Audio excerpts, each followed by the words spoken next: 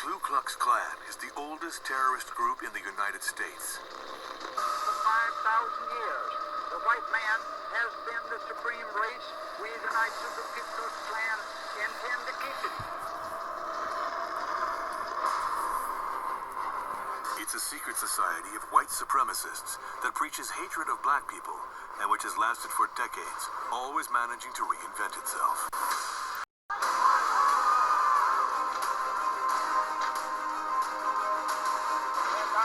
Segregation now, segregation tomorrow, and segregation forever. I don't believe in segregation, I believe in slavery.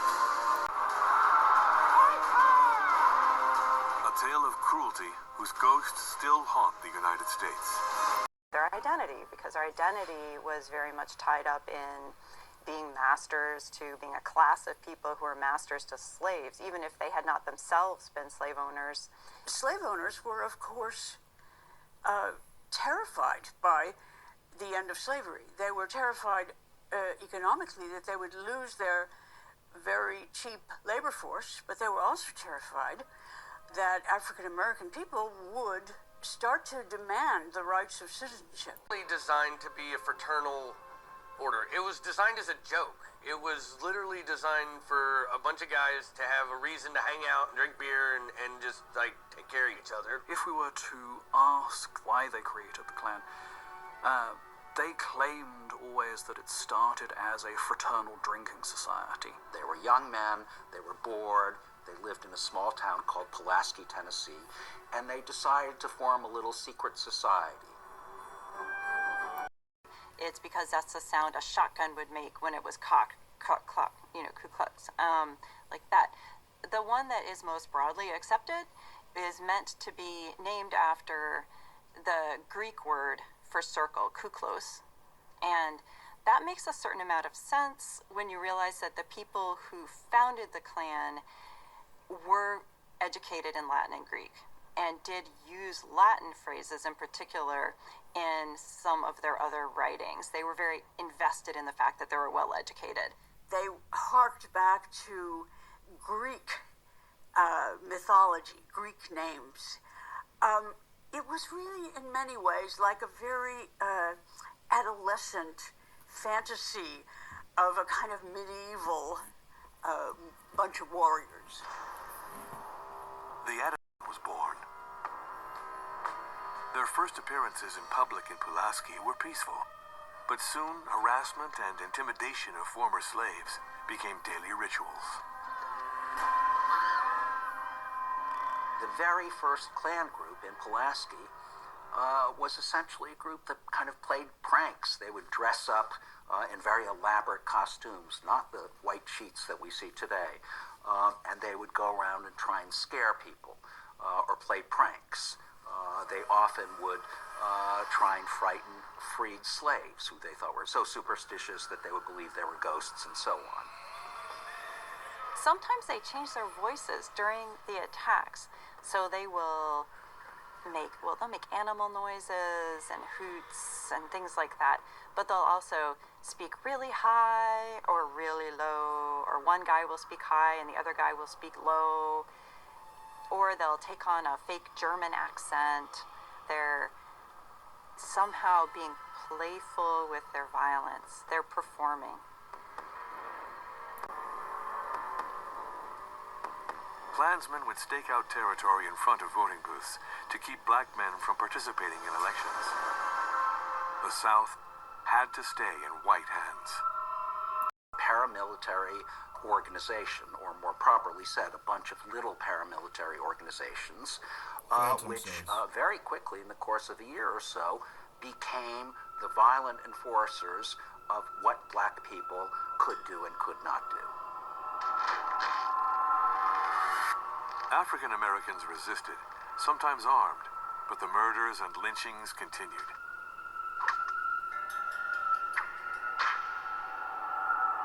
Whippings were very common, and that was a legacy of slavery. These men, and one thing you notice is that when these Ku Klux whip people, they know how to whip people. They know what kinds of tree branch to use to get whatever effect that they want. You have to remember that whipping can be deadly, particularly in this era where you don't have the antibiotics. You get an infection, a couple of weeks later, in terrible agony, you die, from just the open wounds caused by these whippings. It's very important to understand that in lynching an individual, their goal was to intimidate the whole mass. That is what terrorism is. And to a very large extent, they succeeded, because while slavery was abolished, the complete subordination of African Americans continued. Unable to vote, unable to get decent jobs, unable to have education, unable to have health care. It was a very successful campaign by a small terrorist organization. Wizard enforced communism from central planted markets to The Klan and its so-called men of justice began to get a reputation. Groups sprung up across the South, and recruitment exploded. The Klan still needed a charismatic leader to lead the fight. For the role, they chose a military man, a hero to Southerners from the War of Secession. With Forrest in the lead, the Klansmen began to take more punitive action. The violence reached its peak in 1868. With the presidential elections approaching, dozens of courthouses, churches, and polling places went up in smoke. More than 1,000 murders were committed in 4 weeks. Former slaves could not be allowed in any case to exercise their rights. Doing so would upset the system of white dominance. The victims were not chosen randomly. The main thing that the first Klan was trying to accomplish was the deactivation, the politicide of African Americans within the South. So, they particularly targeted African Americans who voted. They even more so targeted African Americans who held office. And in many cases, they didn't go to the African Americans who held office in order to say, you need to resign your office or we're going to be back. They went in and they killed them outright, because they understood that these were people that were already established as leaders. They understood that these were people that others in the community looked to as individuals who could kind of exemplify what it meant to assert oneself as a citizen within the society. And those people needed to be neutralized. The Reconstruction era Klan was also happy to target white Republicans, those that they saw as acting in the political interests that would further African American power. And so this reminds us again that what we're talking about here is not only disorganized violence, it's not only depravity, it's not only terrorism, it's politics. Lawfare, In Washington, plans were made to take down the Invisible Empire. J. Sekulow's criminal Confederate policies, such as the overthrow of California, in order to instigate J. Sekulow's civil war in the court and an overthrowing of the other states by the use of secret military functions from the secret empire, generating the compulsion in the double agents who have taken over the offices having been replaced, generating the systematic protections of their fraudulent exchanges on fraudulent lawfare, which is founded on the overthrow of the Republic and the enforcement of defrauding the government. Their system of slave raids engages in the surveillance terrorisms, which have actively engaged in the use of surveillance into the homes, which also engages in the destruction of properties and the neutralizing of normal rights, such as the right to contract, the right to travel, and other essential functions for the specific threat and intimidation against the general public, who is being traumatized and re-engineered by the social engineer Klan terrorist social engineer hate group functions for the insurrection against the United States by the secret empire, which is parasitically sitting aside the government while actively generating malicious contempt for the United States Republic, as the officers who have acquired the positions are double agents by voter fraud. They are not American officials and thus cannot be considered government agents of the United States holding that office. They are acting in those offices against the interest of the office, using this sovereignty in order to subvert the sovereignty, which is the function of the parasite insurrection from Lindsey Graham's policies in the Confederate insurrections. The secrets protected by the non-releasing of the information of their insurrectionist hate crimes is the secret empire's terrorist by the wizard engagements. They are an exponential, catastrophic threat to the United States national security. Slowly, the clampdown began to take effect.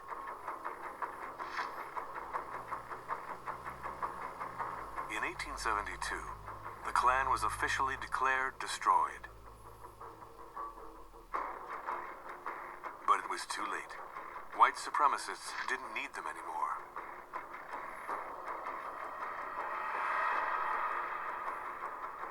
When free black slaves and their sympathizers were pushed away, when black people became more and more afraid to vote because it could cost them their lives, the work of the Klan was essentially done.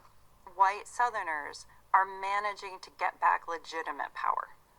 Once they control the sheriff's office, the trial justices, once they are in charge of those things, they don't need the Klan anymore. And in fact, if you have legitimate power, you really don't like a bunch of young men running around deciding to attack people. You don't want to have to deal with whatever their priorities are. You want to be in charge.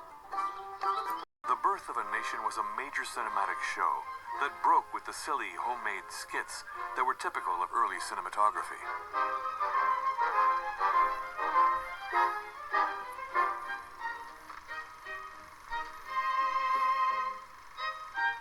In the second half of the film, Griffith depicted scenes from the post-war era. Klansmen were shown not as criminals, but as justice doers. Of film, look at it as very innovative and progressive in terms of its use of lighting, use of actors, and so on. But the core of this was the understanding that in the movie that these black men are really threatening to kidnap and rape white women all over the place. And the culmination or the denouement of the film is quite terrifying because it shows all these black people who are like barbarians, savages, just running wild across the land. And the brave Ku Klux Klanners are defending morality and white womanhood. And that position about defending white womanhood is very, very central to the Southern Klan.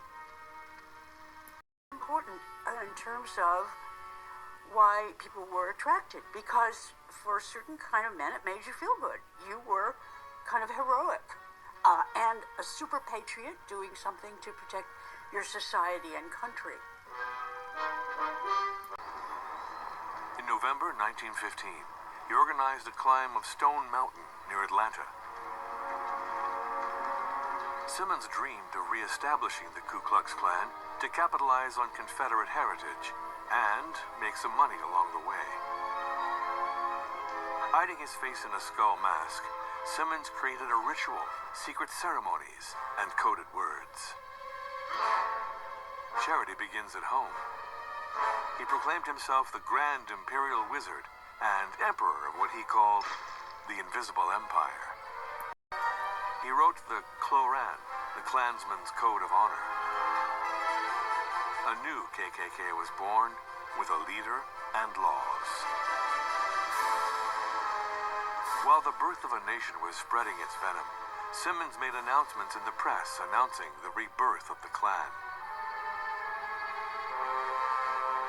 The film thus became a 180-minute advertisement glorifying his movement. The popular image of the Klan, as we often think about it, is fundamentally created by Griffith's Birth of a Nation. That is the film that creates the image of the white hood and robes that then gets adopted by the Second Klan. The Klan didn't make the film, Birth of a Nation, but used it to great effect. One of their major recruitment techniques was they would go into a new town, they would have a showing of the film, and you have to remember that for most people, film was very new and very thrilling in the early 1920s. I'm sure many, many people had never seen a film before until they saw this. Furthermore, the Klan would charge money for people to come and see the film. In a small town, this could be a really major, exciting event.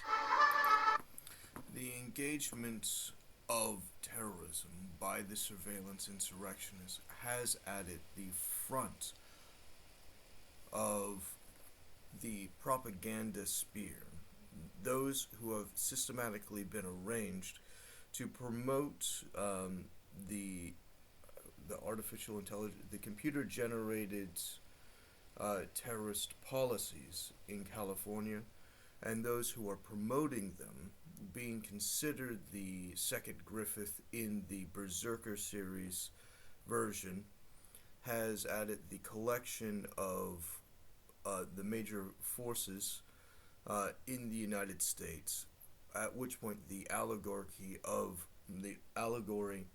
of Berserker is real-life American function. The terrorist insurrectionists are using the progress of the Klan from California, using the surveillance insurrection to collect primary forces, such as David's character, who is the challenger to their rape culture, overthrowing the United States into fractioning into arbitrary anarchical terrorism, and with the use of secret science obstructed from courts and defrauding the government, you have unlimited terror engagements in the wide array, which is the function of the creation of the spiritual world from Berserker, which is actively being used for the terrorisms and the social engineering of the general public by the use of torture, exhaustion, insurrection, obstructions in every form, at which point the progress of these groups who support these secret codes inside of their system, including the position where if you say that you're innocent while being held, then they'll hold you in contempt. These fraudulent policies are actively being promoted by their new Griffith, who's leading through their false moralizing justice, their band of the Hawk, as they're actively using David's character in the engagement subtly within the undertones of the system, under the express understanding that the primary force is David, at which point the engagement of the series of Berserker is essential to understand what's actually happening in the real world, with the use of their surveillance systems, which are overlaying alternative narratives which are obscured from the general public. Wizard hired two marketing experts, Elizabeth Tyler and Edward Clark. The two advertising specialists understood how to help the organization make money. They concocted a pyramid scheme. If I recruit you to be a member of the Klan, I can keep 40% of your initiation fee. You can then go and recruit him, and you can get his 40%, and that goes on until you run out of people to recruit. And the initiation fee at the beginning was $10, and $10 is worth well over $120 today. This is not an organization of poor people. There is a business to the Klan, and it's called Klan members. You pay a membership fee, and all the money that you pay every month, your dues, go to the Imperial Wizard, and he uses that money to travel around and party with everybody at these damn Klan lighting ceremonies, these cross light ceremonies. It pays his bills. He uses it to buy alcohol. He doesn't work. He doesn't have a job. We have jobs. It's just a scam, man. The whole thing is a scam. They built this up. They also forced the Klan members to rent their robes. You were not allowed to sew your own robes and so on. They standardized the robes as these white sheets that we see today with the cross with the blood drop on the front and so on. And ultimately, the Klan grew incredibly quickly.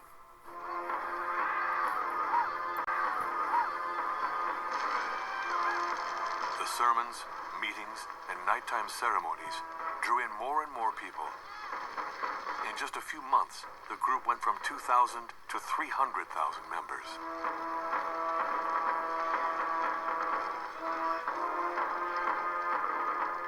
At $10 to join, the Klan became rich and powerful, starting with its imperial wizard, His Majesty William Joseph Simmons. The Klan was exceedingly powerful and had a great deal of money. William Joseph Simmons, for instance, the first leader of the Second Era Klan, lived in a multi-million-dollar mansion. So for a while, with all of these dues coming in, it was incredibly successful. The New World was changing, and the fears of the Protestant majority did too. You need to move with the times. The Klan grew its business of hatred. In addition to hating black people, the Klan adopted anti-immigrant, anti-urban, anti-communist, anti-Semitic, and anti-Catholic positions. It claimed all sorts of virtues for itself and naturally advocated for prohibition. The colonists were essentially Protestants. So all the way, they came from Europe with their prejudices against Catholics, so-called papists. They didn't really care about the United States. If the Pope told them to go shoot the president, they would do that because they were all loyal slaves of the Pope. So there was that idea. There was the idea that they drank too much, right? They actually used wine in the communion service. And this is, of course, at a time when Prohibition has just been passed. So Catholics were associated very strongly with alcohol. Also, Catholicism was connected to essentially poorer, darker-skinned countries in Europe.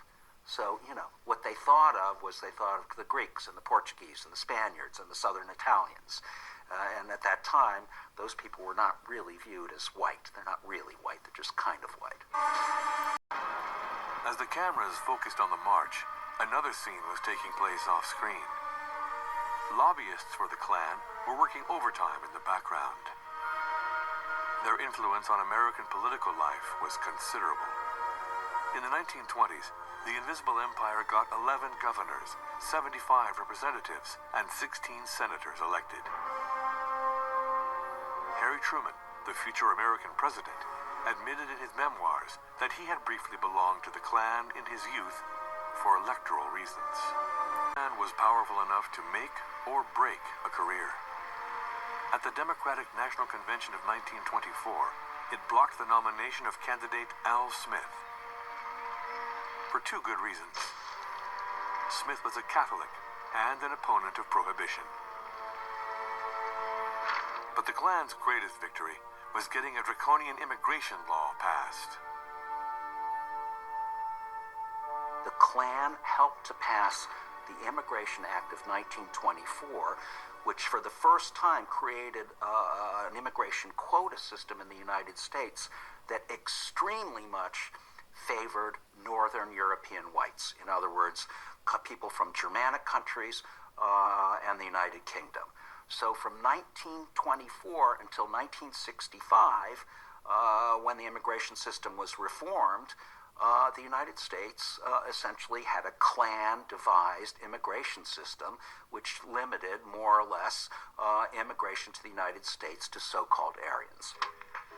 At the same time that the Klan was hosting wholesome activities by day, its crimes continued in the shadows. The Klan had managed to do the unthinkable. It had become respectable. And its Grand Wizard even graced the cover of Time magazine. Several scandals weakened the movement.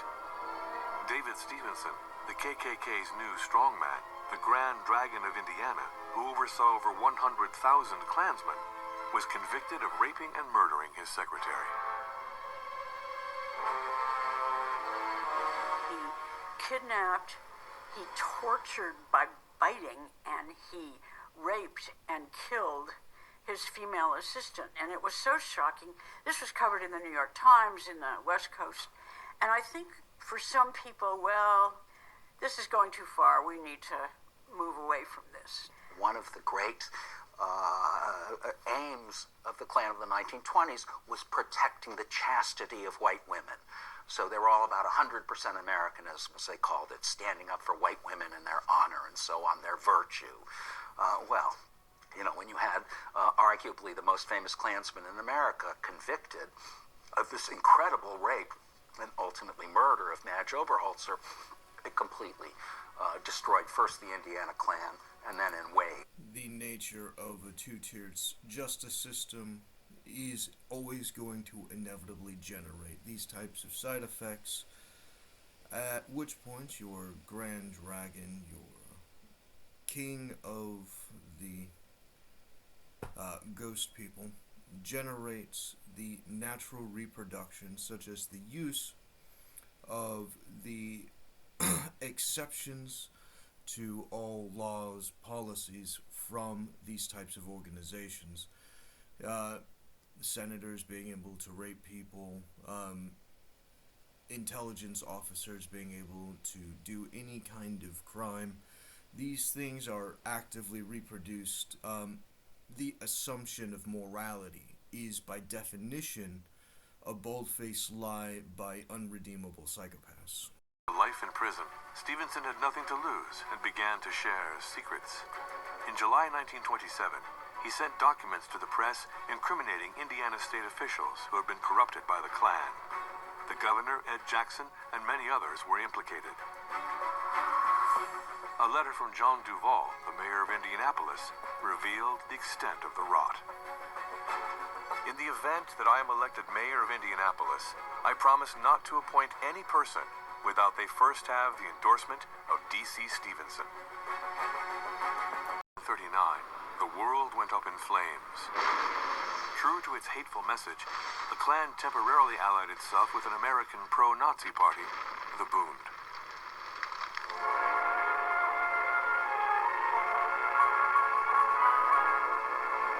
Ed Nordland, owned by the German-American Bund, says welcome in German and keep out in English, as the New Jersey Ku Klux Klan rents the camp for one day. Cameramen are not permitted to photograph everything. Only a few Klansmen appear in pictures, none of uniformed Bund stormtroopers. Grand Giant of the Klan, Arthur Bell, left, and Bund leader Claprock shake hands. Don't hate the Negro. God made him black, and he made us white.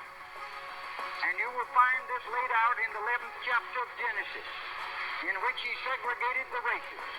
And we, knowing that for 5,000 years the white man has been the supreme race, we, the Knights of the Ku Klux Klan, intend to keep it the white race. Despite going bankrupt, the Klan had maintained an underground network. There were still thousands of people willing to pledge allegiance to the organization.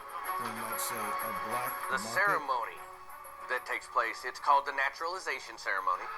Take an oath of allegiance and swear to protect the white race, and you'll never turn your back on your brothers, and, you know, just things like that. Just really, it's really childish. But for me, when I felt, I felt enlightened. I felt like I belonged to something, like I finally did it. I earned this. I worked for it, and they make it a point to make you feel proud of it. Like, they want you to feel proud of it. The Invisible Empire was once again on the march. But an unexpected obstacle appeared in its way. Up in the sky, look! It's a bird! It's a plane! 1946, this particular superhero was already very popular. This looks like a job for Superman. His adventures appeared in cartoons and comics. On a radio show, he fought a criminal organization oddly similar to the KKK. Its name, the Clan of the Fiery Cross. Now the adventures of Superman. Of having Superman fight the Klan on the radio in the 1940s is a really important and effective piece of propaganda in putting forward the idea that the Klan is un-American. The tragic irony is that Superman's catchphrase, of course, was truth, justice, and the American way, which is phrasing that would have been very at home in a Klan pamphlet of the 1920s. These Confederate insurgents, actively hiding in the shadows and the subversions of government as double-agent insurrectionists, were responsible for the funding and distribution, empowerment of the Nazis, and they used the FBI for a Nazi coup as they have actively infiltrated the United States government and its agencies, at which point the military had to stop the Klan activities from the Nazi directions in the FBI, at which point the insurrection had been ended temporarily as it began to infect the United States military, which had continued to engage in its subversions under the illusion and draw from the systems of defrauding the government as magic is inherently attractive. The one ring of power, as it were, is derivative as the source of their being able to hide from everyone else with their supreme power. And the unchallenged power in its arrangement allows for their distributions of their crime markets, funding their criminal organizations without lawful authority, subverting the power of the purse from Congress, facilitating their insurrections independent to the United States government, which they hold in supreme contempt.